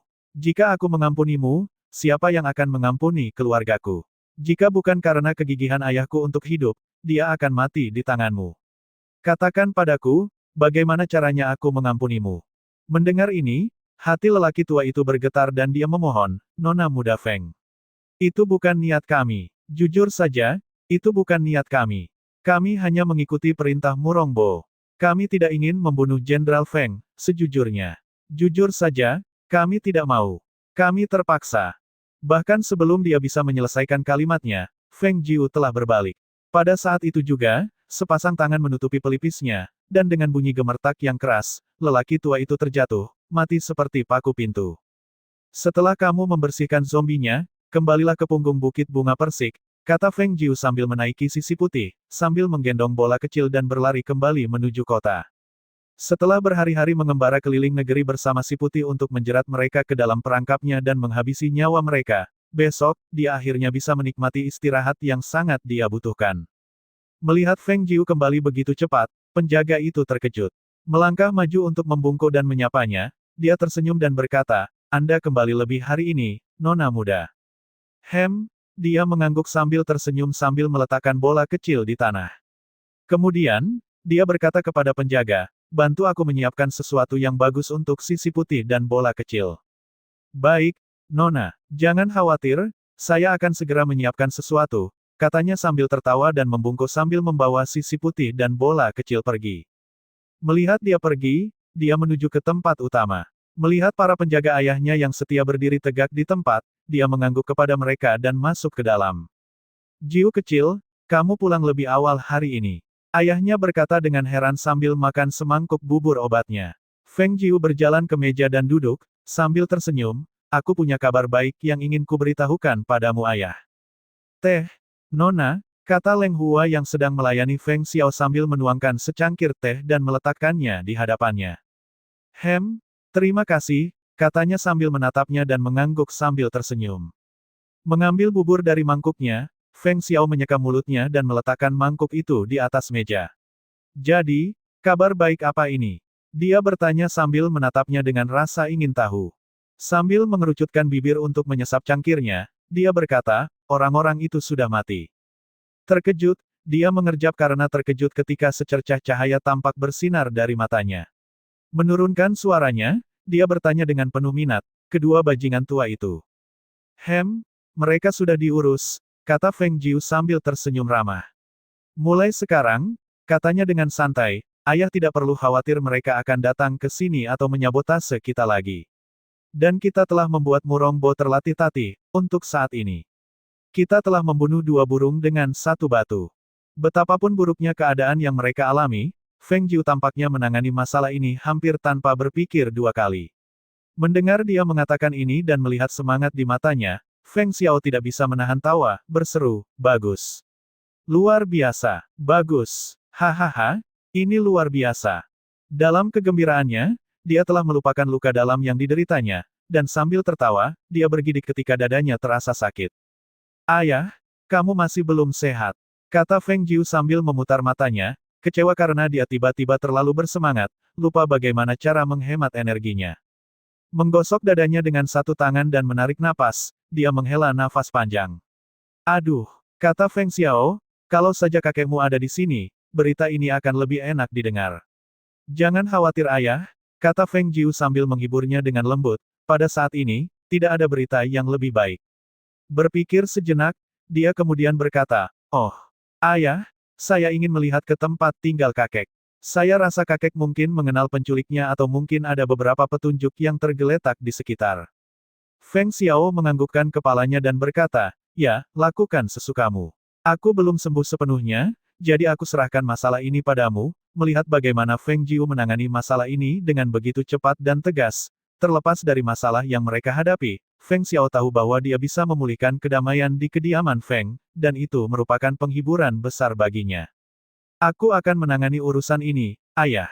Istirahat saja dan rawat lukamu," katanya sambil tersenyum hangat. Melihat ke arah Leng Hua, dia bertanya, "Apakah masih ada sisa salep yang telah aku siapkan? Jika tidak, aku dapat mengambilnya dan membawanya kembali." "Baik," kata Leng Hua, "masih ada sisa, Nona." "Bagus. Kalau begitu aku akan kembali ke kamarku," kata Feng Jiu sambil bangkit dan pergi. Sementara itu, di Istana Kekaisaran. "Kaisar, Kaisar, berita buruk, berita buruk." Seorang lelaki tua bergegas masuk ke istana, dan karena tergesa-gesa, dia tersandung di ambang pintu. "Apa yang merasukimu?" tanya Murongbo, dengan cermat mengucapkan kata-katanya dengan penuh wibawa. Di tangannya, dia mengangkat secangkir teh ke bibirnya. Berlutut di sampingnya di kedua sisi adalah dua gadis pelayan yang gesit menepuk-nepuk kakinya sementara dua pria yang berdiri di belakangnya mengipasinya dengan lembut. Murongbo menikmati waktu luangnya. Hilangnya Patriark Feng tua dan keadaan koma yang menimpa Feng Xiao terjadi dengan sempurna baginya. Meskipun kediaman Feng belum runtuh, mereka tidak lagi menjadi ancaman baginya seperti dulu. Jika dia ingin menghujani mereka dengan kehancuran, dia bisa melakukannya hanya dengan jentikan tangan. Bahkan wanita muda dari kediaman Feng, Feng Qingge, akan segera dinikahkannya. Segera, dia akan mengikat dirinya ke negara galop hijau kelas 6. Tak lama lagi, negeri kemuliaan matahari miliknya akan mengungguli banyak negara kelas 9 lainnya, dan dengan dukungan dari galop hijau, tidak ada yang berani melawannya. "Kaisar, lentera kehidupan kedua ahli bela diri itu telah padam." Saat suara panik lelaki tua itu turun, tangan Murongbo bergetar, menjatuhkan cangkir tehnya hingga pecah ke lantai. Sambil melompat dari singgasananya, dia membuat kedua pelayan itu lengah, dan mereka terjatuh ke tanah. "Apa, lentera kehidupan siapa yang padam?" raung Murongbo, gagal menyembunyikan sedikit pun getaran keterkejutan dan kekecewaan di balik suaranya yang keras. Keduanya adalah kultivator bela diri di puncaknya. Keduanya adalah orang terkuat yang dimilikinya, jadi bagaimana mereka bisa padam dan mati? Siapakah di negeri kemuliaan matahari yang mampu membunuh kedua ahli bela diri ini secara sembunyi-sembunyi? Dia tahu bahwa upaya mereka untuk membunuh Feng Xiao akan berakibat buruk, meskipun mereka sudah mempersiapkan diri dengan baik. Namun, dia tidak pernah membayangkan bahwa kedua kultivator bela diri puncak ini akan jatuh. Keduanya, lelaki tua itu tergagap, tetapi sebelum dia bisa menyelesaikannya, Murongbo melangkah cepat keluar pintu untuk memeriksa lentera kehidupan mereka di aula lentera. Kehidupan lentera semacam itu terkait erat dengan orang yang menyalakannya. Jika orang tersebut meninggal, minyak di dalam lentera akan mengering dan lentera tersebut akan segera padam oleh angin. Dengan cara ini, lentera tersebut dapat menyampaikan pesan apakah seseorang yang telah melakukan perjalanan jauh dari rumah atau yang telah meninggalkan pertapaan selama bertahun-tahun masih hidup atau sudah meninggal. Saat memasuki gedung, Murongbo melihat bahwa lentera kehidupan kedua kultivator bela diri telah padam. Melihat ini, dia melangkah maju, terhuyung beberapa langkah. Dengan ekspresi tidak percaya, dia berteriak, "Bagaimana ini mungkin? Siapa yang melakukan ini? Siapa yang membunuh mereka?" Menyadari bahwa dua kultivator bela diri puncak itu, dua orang terkuat yang dia miliki telah mati, sebuah beban menimpa hatinya. Dalam satu gerakan, dia kehilangan tangan kiri dan kanannya, seolah-olah cakar harimau telah dicabut. Bagaimana mungkin dia tidak dirugikan? Jawaban. Aku menuntut jawaban. Dia berteriak sambil menyerbu keluar pintu. Kedua kultivator bela diri ini tidak mungkin mati tanpa jejak. Dia harus mencari tahu siapa yang membunuh mereka. Kabar kematian mereka tidak pernah menyebar jauh, karena Murongbo menyembunyikannya. Tak lama setelah Murong Yisuan kembali, seorang penjaga bayangan diam-diam mendekatinya di ruang kerja, memberitahunya tentang berita di istana, dan kemudian diam-diam pergi. Kedua tetua itu dibunuh. Murong Yisuan terkejut. Siapakah di kota bulan berawan yang bisa membunuh mereka berdua secara sembunyi-sembunyi? Dan mengapa mereka harus mati?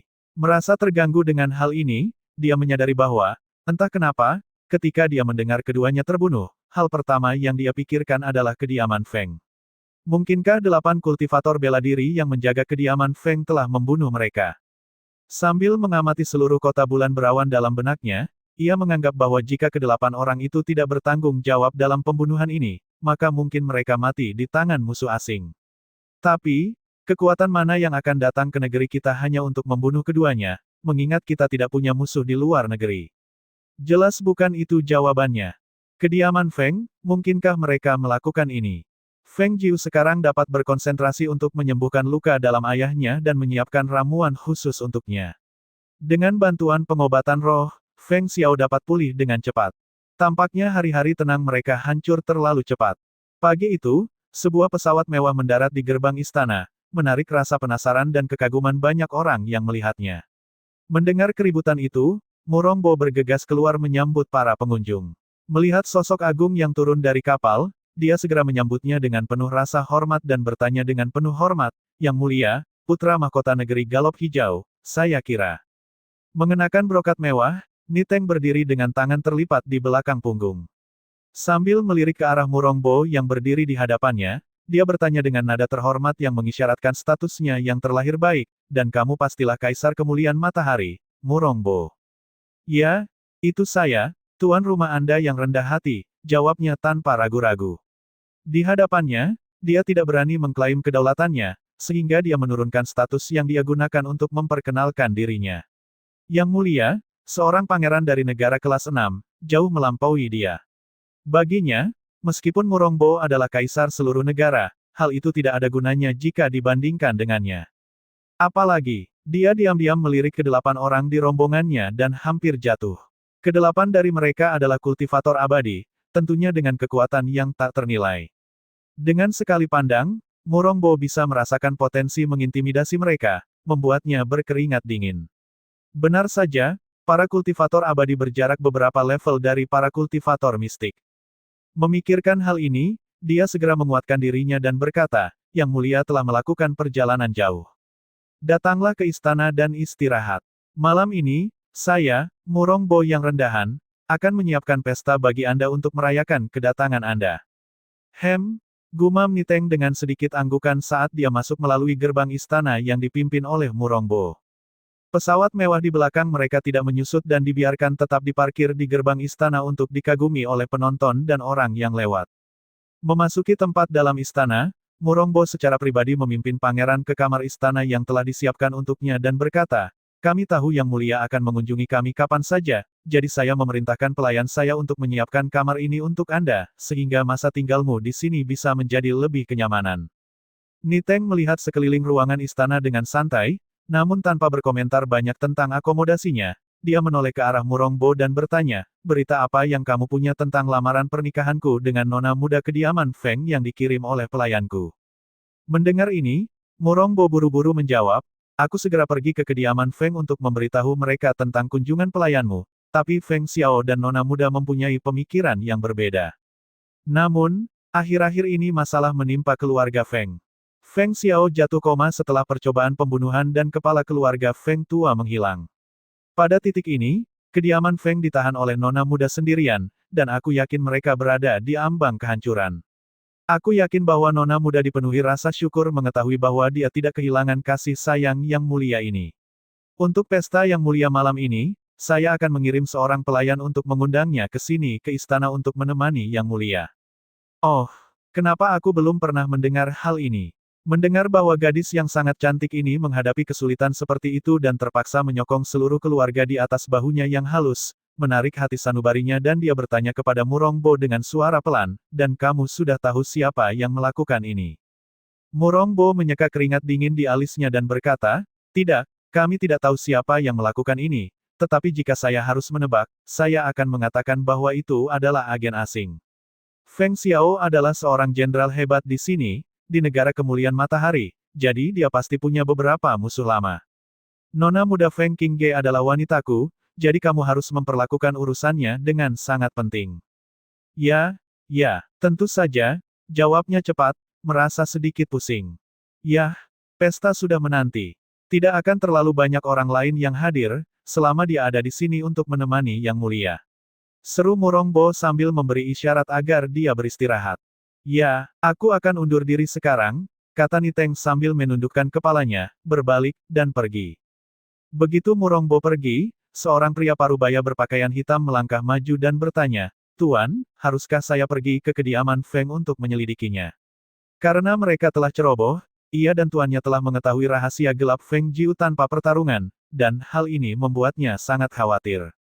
Apakah wanita yang begitu berani dan brilian seperti dia benar-benar bisa masuk ke harem tuannya dengan begitu mudah? Tidak perlu. Aku percaya dia sudah tahu apa yang kita temukan. Tidak ada gunanya menemuinya atau bertanya tentang masalah ini.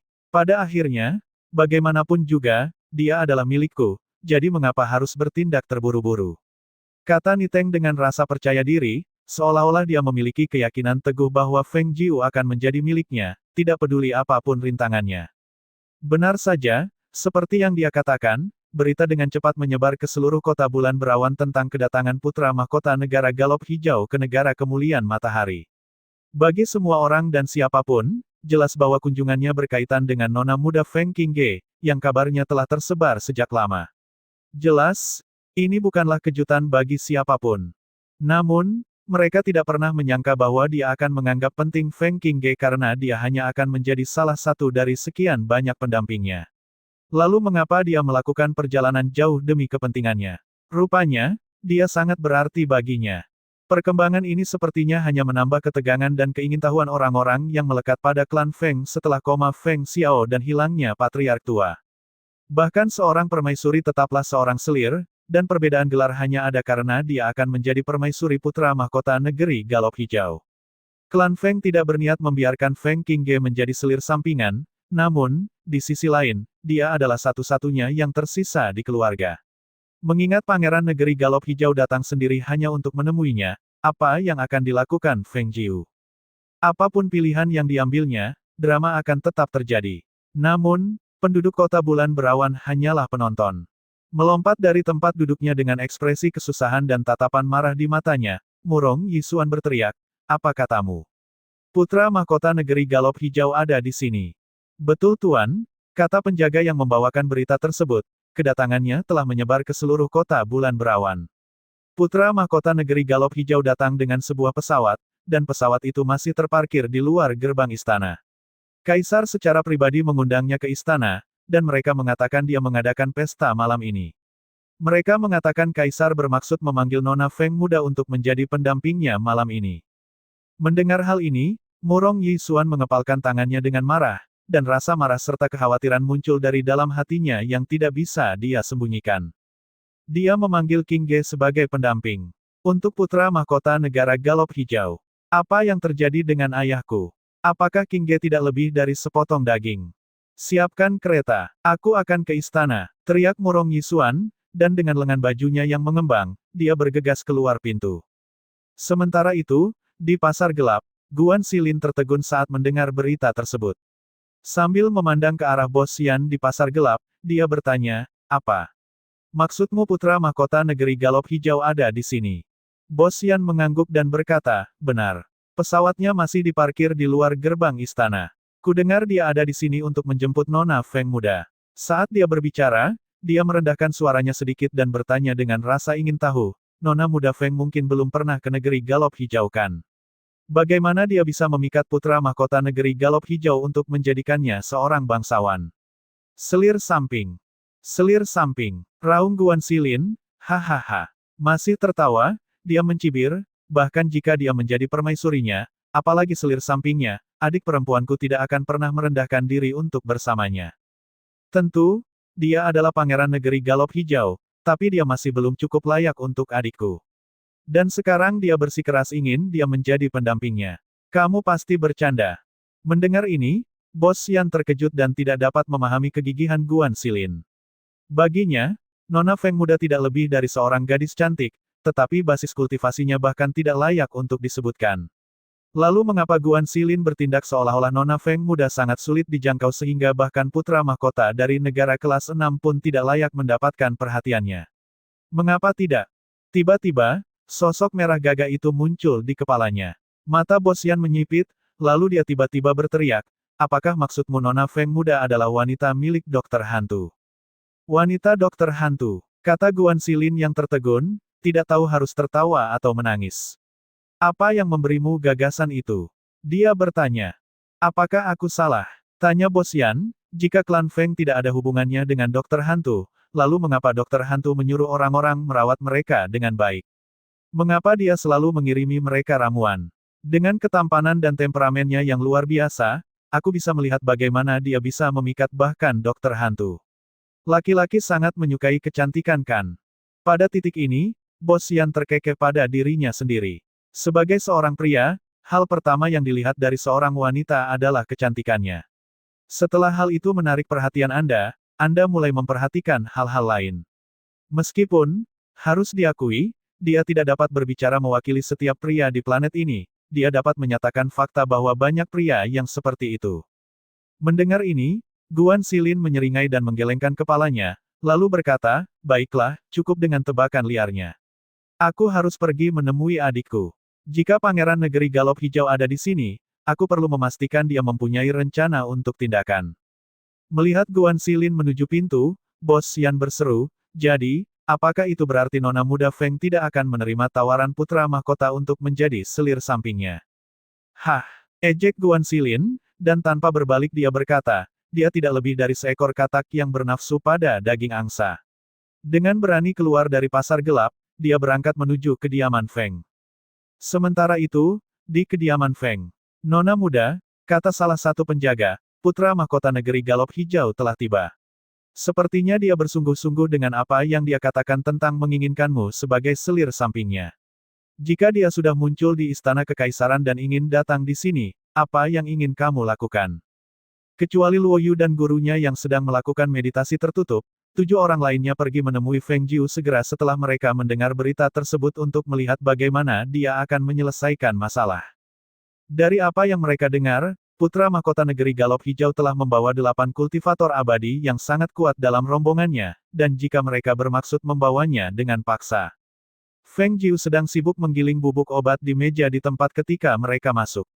Mendengar mereka tiba, dia mendongak untuk melihat siapa orang itu dan mendengar apa yang mereka katakan, tetapi tanpa mengangkat kepalanya, dia dengan santai berkata, Murongbo bukan ayahku, jadi sepertinya dia tidak berhak menentukan siapa yang akan aku nikahi. Selain itu, jika aku menolak, akankah mereka berani mencoba mengambilku dengan paksa? Tapi, salah satu dari mereka bergumam ketika Leng Hua, berpakaian serba hitam masuk. Nona, katanya, ya, ada apa? Feng Jiu bertanya sambil mulai menyimpan bubuk obat yang sudah jadi. Ni Teng, Pangeran Mahkota Kerajaan Green Galop, Leng Hua memulai. Putra yang teguh dan favorit dari Raja Kerajaan Galop Hijau, berusia 24 tahun, basis kultivasi, tahap akhir, diperkirakan oleh pemimpin Akademi 6 Bintang akan menjadi kultivator inti emas sempurna dalam beberapa dekade mendatang, percaya diri dan yakin dengan gaya pertarungan yang ganas dan berapi-api, dikabarkan pernah mengejar seekor binatang tingkat 9 pada usia 12 tahun selama lebih dari sebulan untuk akhirnya membunuhnya demi kehormatan ayahnya. Setelah berhenti sejenak, Leng Hua kemudian berkata, Bos Yan memiliki pesan untuk Anda, Nona. Feng Jiu mengangkat alisnya dan tersenyum, lalu bertanya, pesan apa? Jangan melawan Ni Teng, Nona Feng muda, katanya, dia adalah pria yang tidak akan pernah menyerah. Sambil menatap kosong sejenak, Feng Jiu tertawa dan berkata, Bos Yan ini cukup berkarakter. Mengapa dia mengatakan hal seperti itu? 7 pria parubaya yang berdiri di samping meringis, ingin berkata, hanya itu bagian dari pesan yang Anda dengar. Nona muda, panggil penjaga gerbang dari luar tempat. Sambil tersenyum senang, Feng Jiu membalas, masuk. Memasuki tempat untuk melihat bahwa orang lain juga ada di sana, penjaga gerbang melangkah maju untuk memberi hormat pada mereka dan berkata, Nona muda, ada kiriman dari istana mengirim kabar bahwa Anda akan diminta menghadiri pesta di istana untuk putra mahkota Galop Hijau. Mereka juga memberikan instruksi bahwa kamu harus datang dengan pakaian yang bagus. Mendengar ini, ketujuh pria parubaya itu memandang ke arah Feng Jiu. Dia telah dipanggil oleh istana. Apakah dia akan pergi? Feng Jiu menyeringai sedikit, dan memandang ke arah penjaga gerbang, berkata, apakah dia masih di luar sana? Tidak, Nona muda. Dia pergi setelah menyampaikan pesannya, kata penjaga gerbang dengan sangat hormat. Bagus. Kalau begitu kembali bekerja, katanya sambil mengangguk, memberi isyarat agar dia pergi. Baik, Nona muda, kata penjaga gerbang sambil mundur keluar ruangan dan pergi. Apakah itu berarti kamu akan pergi, Nona muda? Tanya salah satu pria dengan ekspresi sedih, khawatir malam ini akan menjadi undangan kematian, bahwa perherbalan itu direncanakan dengan tujuan untuk membunuhnya. Tidakkah kamu lihat aku sedang sibuk? Apakah aku terlihat punya waktu untuk membuang-buang waktu untuk minum dan makan? Katanya sambil menyingkapkan gaunnya dan bangkit. Melihat ekspresi sedih ketujuh pria itu, Feng Jiu tidak bisa menahan senyum, lalu berkata, kalian tidak perlu takut. Tidak akan ada masalah dengan ini semua.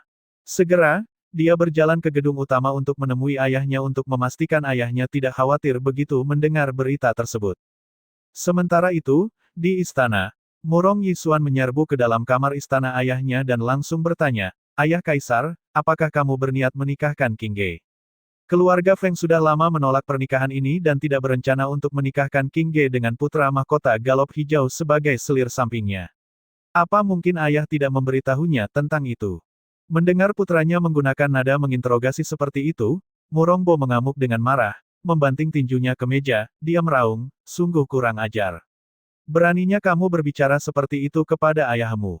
Apakah kamu sudah kehilangan segalanya? Sadarlah posisimu. Namun, Murong Yisuan sama sekali tidak gentar dengan kemarahan ayahnya.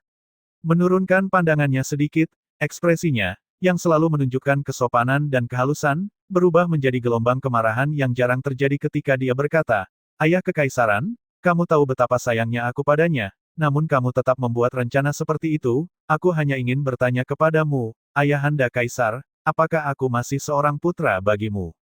Melihat putranya begitu tidak takut dengan amarah Murongbo, dia menghela nafas berat, menjilat bibirnya, dan dengan suara berat berkata, kontrak pernikahanmu dengannya sudah berlalu. Tidak ada yang tersisa di antara kalian berdua. Jika dia punya perasaan padamu, dia tidak akan memutuskan pertunangannya. Mengapa kamu masih harus peduli dengan apa yang terjadi di kediaman Feng? Kau harus tahu, lanjut Murongbo, bahwa jika dia menjadi selir samping putra mahkota Galop Hijau, keluarganya tidak hanya akan terhindar dari kehancuran besar, tapi dia juga bisa membantu kita mendapatkan dukungan dari pihak yang berkuasa. Yaitu negara Galop Hijau. Beraninya kamu menghalangi pengaturan yang begitu sempurna ini. Berhenti sejenak, Murongbo menatap putranya dan kemudian berkata, terlebih lagi, bagaimana mungkin kamu bisa menghalangi putra mahkota Galop Hijau sekarang karena dia sedang mengincarnya. Kamu harus tahu bahwa dunia ini milik yang perkasa dan kekuatan mengalahkan yang lainnya. Kamu mungkin menganggap dirimu seorang legenda di sini, di negeri kemuliaan matahariku, tapi inilah kemuliaan matahari, nak. Kamu tidak bisa menandingi putra mahkota dari negara kelas 6 yang kuat. Kamu tidak bisa melindunginya. Mendengar ayahnya berbicara begitu terus terang dan dengan penekanan yang tak henti-hentinya, wajah Murong Yisuan menjadi pucat pasi, dan tangannya mengepal erat. Meski marah besar, dia harus mengakui bahwa ayahnya benar. Dia tidak bisa melindunginya. Jika dia bisa melindunginya, ayahnya tidak akan menghadapi upaya pembunuhan atau menderita luka parah yang membuatnya koma. Jika dia bisa melindunginya, ayahnya tidak akan bisa memaksanya memasuki pernikahan ini, tidak akan bisa memaksanya menjadi selir sampingan putra mahkota Galop Hijau. Jika dia bisa melindunginya, dia tidak akan dipaksa diarak di hadapan Pangeran Galop Hijau sebagai pendamping. Kekuatan. Andai saja dia punya kekuatan. Jika dia kuat, siapa yang berani memperlakukan kekasihnya seperti ini? Belum pernah dia begitu sadar akan pentingnya kekuatan. Belum pernah dia merasakan keinginan untuk memiliki kekuatan. Melihat kulit putranya yang pucat, diwarnai dengan kemarahan dan keengganan, Murongbo menghela nafas dan berkata, akan selalu ada yang lain kan? Selama kamu cukup kuat, siapa bilang kamu tidak akan menemukan wanita yang jauh lebih cantik daripada apa yang bisa dia harapkan?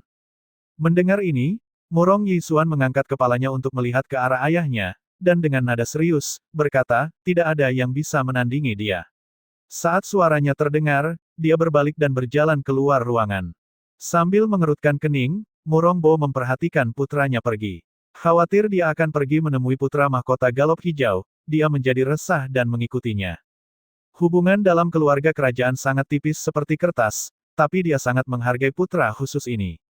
Di antara banyak keturunan Murongbo, hanya Murong Yisuan yang menonjol karena bakatnya yang luar biasa, dan Murongbo berharap dia akan terus melakukan hal-hal besar. Meski demikian, Murongbo tak ingin terseret oleh harapan dan keinginan anak-anaknya. Gadis Feng ini akan menjadi wanita putra mahkota Galop Hijau, suka atau tidak. Selain itu, hanya dengan cara inilah Yisuan dapat dikembalikan ke jalur yang benar, memfokuskan upayanya pada kultivasi bela dirinya. Seperti yang ditakutkan oleh Murongbo, Murong Yisuan langsung menuju ke ruangan istana Pangeran Galop Hijau, meskipun para kultivator kuat berjaga di luar, jadi masuknya tidak akan mudah. Saya menyusahkan Anda untuk mengirimkan pesan, Murong Yisuan ingin masuk, kata Murong Yisuan dengan berat hati saat dia melihat ke arah kultivator berjubah abu-abu yang sepertinya memancarkan energi kuat. Demikianlah tipu daya dari sebuah negara yang kuat, nampaknya. Kultivasi pada tingkat penjaga ini akan cukup untuk memberi kekayaan kepada seorang pemimpin klan di negara kemuliaan matahari mereka yang sederhana. Dengan pandangan merendahkan, pria parubaya berjubah abu-abu itu menjawab dengan dingin, putra mahkota sedang beristirahat. Tidak ada yang boleh masuk. Mendengar ini, wajah Murong Yisuan menjadi gelap dan saat dia mulai berjalan ke depan, dia merasakan sebuah tangan menekan bahunya dengan kuat. Berbalik sedikit, dia melihat ayahnya menariknya kembali. Sambil tersenyum hormat, Murongbo berkata kepada pria parubaya itu, Anakku sudah lama mengagumi putra mahkota, dan dia bergegas menemuinya begitu dia mendengar bahwa putra mahkota ada di sini, tanpa menyadari bahwa dia hampir mengganggu istirahat sang putra mahkota. Kemudian, sambil berbalik untuk melihat ekspresi marah di wajah Murong Yisuan, dia berteriak padanya, sambil berteriak, apa yang masih kamu lakukan di sini? Aku perlu bicara dengan putra mahkota, dan aku mendesakmu untuk memberitahunya mengenai hal ini, kata Murong Yisuan dengan terus terang, mengabaikan ayahnya, sambil memandang ke arah pria parubaya itu. Mendengar ini dan melihat ekspresi berkerut di wajah Murongbo, pandangan pria parubaya berjubah abu-abu itu tertuju pada Murong Yisuan, dia dengan belak-belakan berkata, dia akan hadir di pesta malam ini. Kalau begitu, kamu bisa menyampaikan kata-katamu langsung padanya. Untuk saat ini, silahkan pergi. Penjaga, usir pangeran ketiga dari istana. Teriak Murongbo. Sekaligus, beberapa penjaga bergegas mendekat.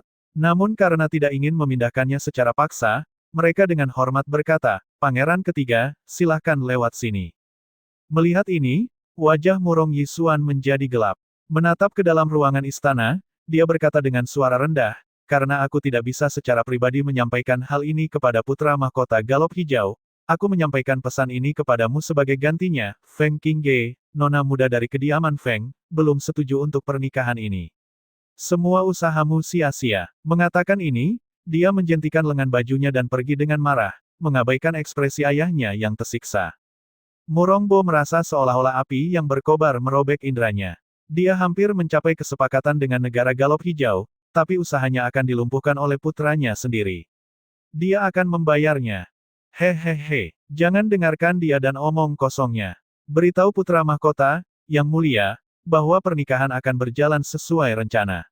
Tidak ada yang salah, katanya malu-malu dan berlari pergi. Setelah keduanya pergi, pria parubaya berjubah abu-abu masuk untuk melaporkan apa yang baru saja terjadi pada Ni Teng dan kemudian muncul kembali. Mendengar laporan ini, seorang pria parubaya berjubah hitam yang berdiri di samping memandang ke arah tuannya yang sedang merenung dan berkata, dengan ragu-ragu, gadis Feng yang remeh ini akan bodoh jika menjadikan negeri Galop Hijau kita sebagai musuh. Terlebih lagi, dia harus tahu bahwa ketertarikanmu padanya adalah sebuah berkah. Suka atau tidak, dia akan menjadi wanitamu. Apa, kamu pikir aku tidak bisa menaklukkannya dengan pesonaku? Kamu pikir aku memerlukan kekuatan negeri Galop Hijau untuk memaksanya menyerah? Kata Ni Teng, melirik pria parubaya yang baru saja berbicara, dengan kecerahan sekilas yang tampak berkilauan dari matanya yang gelap. Jelas, kata-kata pria itu terngiang-ngiang di telinganya, tetapi hatinya tidak tenang. Bahkan tanpa statusnya sebagai putra mahkota Galop Hijau, hanya sedikit yang bisa menandingi kehebatannya. Siapa di negara-negara ini yang bisa mengalahkannya? Saya tidak berani bicara, kata pria parubaya itu dengan ketakutan sambil segera menundukkan kepalanya. Ni Teng mencemooh dan berkata, jika menyangkut wanita, semakin mereka menolak, semakin besar keinginanku. Jika dia selalu datang pada setiap permintaanku, aku akan segera kehilangan minat. Ya, Anda benar sekali yang mulia, kata pria parubaya itu dengan tergagap setuju. Kedatangan putra mahkota Galop Hijau, pesta yang diadakan di Istana Kaisar, dan pemanggilan Nona Feng muda untuk menemaninya menyebabkan keributan di seluruh kota. Nona muda Feng, pada akhirnya, adalah seorang wanita yang belum menikah, dan dipanggil ke istana sebagai pendamping. Yah, orang-orang sedikit terkejut. Mereka merasa bingung melihat kaisar melakukan tindakan seperti itu. Meskipun dia diundang ke istana, Nona muda Feng adalah seorang wanita muda, yang menjadi objek kasih sayang putra mahkota Galop Hijau, yang memanggil semua orang sendirian ke istana. Siapa yang bisa menebak masalah apa yang mungkin menimpanya di sana? Kalau saja Feng Xiao tidak jatuh koma, dia pasti akan sangat marah mendengar hal ini. Andai saja Patriark Feng tua tidak hilang, dia pasti akan menemui kaisar untuk mencoba memberikan alasan kepadanya. Namun, yang tersisa dari kediaman Feng hanyalah nona muda itu sendiri. Berapa beban yang mungkin dia terima? Mungkin akan lebih baik baginya untuk berdamai dengan hidup bersama putra mahkota Galop Hijau. Setidaknya dengan cara ini dia bisa menggunakan kekuatan pria itu untuk membantu kediaman Feng menahan angin dan hujan. Berita tentang drama yang sedang berlangsung ini menyebar ke seluruh kota. Keingintahuan mereka terusik, beberapa orang pergi ke penginapan di dekat kediaman Feng di mana mereka dapat mengunyah makanan ringan dan menyesap anggur, mengamati apakah nona muda Feng benar-benar akan hadir di pesta malam itu.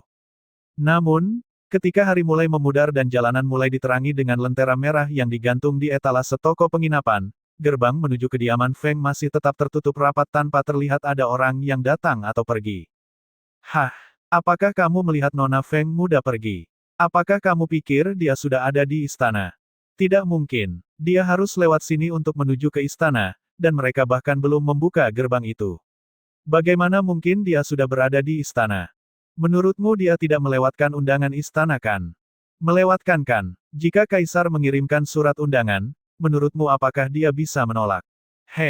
Kenapa tidak? Dia putri Jenderal Feng Xiao yang hebat. Darahnya mengandung cuka. Hei, siapa tahu, dia mungkin tidak akan pergi sama sekali. Sementara itu, di istana, ketika langit mulai gelap, pesta dimulai dengan keheningan yang mencekam di udara tanpa alasan lain selain keinginan terpendam putra mahkota Galop Hijau untuk kedatangan orang yang paling ingin ia temui. Dalam suasana yang menyesakkan ini, orang lain yang datang untuk menemani tamu terhormat itu merasa gelisah di kursinya. Ada apa? Bukankah aku sudah mengirim salah satu dari kalian untuk mempercepat kedatangannya? Meski sudah terlambat, mengapa Feng Qingge masih belum datang? Desak Murongbo yang cemberut sambil memandang ke arah seorang pelayan saat amarah mulai bergejolak di dalam hatinya. Pelayan itu buru-buru berlutut di depannya dan dengan cepat berkata, "Kaisar, saya mendesak Anda untuk meredam amarah Anda. Mungkin Nona Feng muda masih sibuk berdandan dan bersiap untuk malam ini. Orang-orang yang dikirim untuk menjemputnya harusnya bisa kembali kapan saja sekarang." Saat dia menyelesaikan kata-katanya, para penjaga yang dikirim untuk menjemputnya dari kediaman Feng bergegas masuk.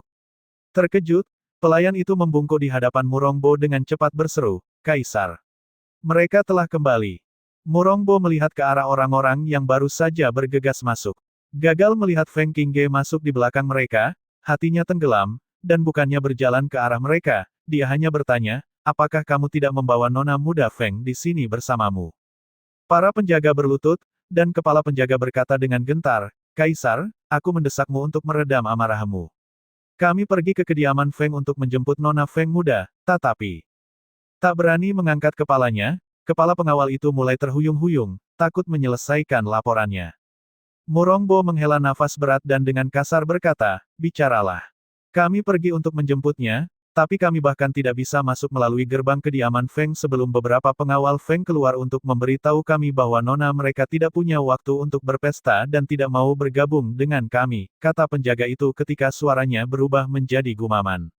Menundukkan kepalanya sambil terus bergumam, dia merasa jika dia berhenti berbicara, keheningan yang berat akan menyelimuti ruangan dan memenuhi udara dengan rasa dingin yang menyesakkan. Secara naluriah melihat ke arah Niteng, putra mahkota negeri Galop Hijau, Murongbo melihat bahwa dia sedang berbaring, dengan santai memutar-mutar anggur di cangkirnya, tampak tenggelam dalam pikirannya dengan sedikit seringai di sudut mulutnya. Sepertinya dia tidak terkejut dengan ketidakhadirannya, meskipun semua tamu di pesta itu gelisah karena dia. Feng Qingge ini benar-benar pembangkang. Apakah perintahku tidak didengarkan? Lihat semua orang yang menunggunya. Dan katakan padaku apakah dia benar-benar tidak akan datang. Segera kembali. Ikat dia jika perlu dan bawa dia untukku. Raung Murongbo sambil memerintahkan para penjaga untuk kembali ke kediaman Feng. Masih memegang cangkir di tangannya, Niteng berdiri, memandang ke arah Murongbo sambil menyeringai dan berbicara dengan nada mengancam, karena dia akan menjadi pendampingku, kamu harus tahu bahwa namanya adalah tidak lagi bisa dibatasi olehmu. Seketika, Niteng berbalik dan pergi. Duduk dalam keadaan linglung, Murongbo memutar tinjunya ke bawah meja, diliputi rasa terhina yang menjalar. Dia adalah kaisar seluruh kerajaan, walau negara kecil. Meskipun demikian, dia telah kehilangan banyak muka di hadapan rakyatnya. Jika orang lain yang mempermalukannya, dia pasti akan melampiaskan amarahnya padanya. Namun, dia adalah pangeran negeri Galop Hijau, dan Murongbo tidak boleh menyinggung perasaannya. Melihat sang pangeran pergi, para tamu di pesta itu akhirnya menghela nafas lega karena sang pangeran telah pergi. Namun, melihat raut wajah kaisar, mereka yang sudah mulai mengendur kembali menjadi gelisah. Sepertinya seluruh pesta ini dihabiskan untuk bersantap di atas keringat dingin dan ketakutan mereka. Pria parubaya berjubah hitam, yang berada di dekat Niteng, memandang dengan hati-hati ke arah tuannya yang cemberut yang sepertinya tanpa disadari memadamkan amarahnya. Dia tidak punya pilihan selain berusaha membangkitkan semangatnya. Tiba-tiba, tuannya berhenti untuk dengan bijaksana menyeka keringat dingin dari alisnya. Untungnya, pria itu tidak mengikuti terlalu dekat di belakangnya atau dia akan langsung menabraknya. Kamu tidak dibutuhkan, kata Niteng sambil berputar dan berjalan keluar istana. Agak terkejut, pria parubaya itu berhenti sejenak dan segera menyusulnya, bertanya, Tuan, apakah Anda bermaksud pergi ke kediaman Feng untuk menemui nona muda Feng? Mungkinkah saya saja yang pergi untuk Anda? Bukankah lebih baik bagi saya untuk membawanya kepadamu sebagai gantinya? Niteng terus maju seperti sebelumnya, dan tanpa menoleh ke belakang, dia berkata, tidak perlu. Akan lebih menarik jika aku pergi sendiri. Berhenti sejenak, Niteng berbalik untuk menatapnya dan berkata, kamu dilarang menemaniku. Melihat ini, pria parubaya itu berdiri di tempatnya dan menyaksikan tuannya menjauh dari istana. Khawatir, dia dengan cepat melontarkan peringatan kepadanya, Tuan, berhati-hatilah terhadap nona muda Feng. Dia adalah seorang alkemis yang terampil. Apa yang dia maksudkan sebagai peringatan yang bijaksana dengan cepat ditanggapi dengan tatapan marah. Memang benar, pengingat ini terlalu jelas bagi Niteng karena bukankah mereka semua pernah menderita di tangannya sebelumnya.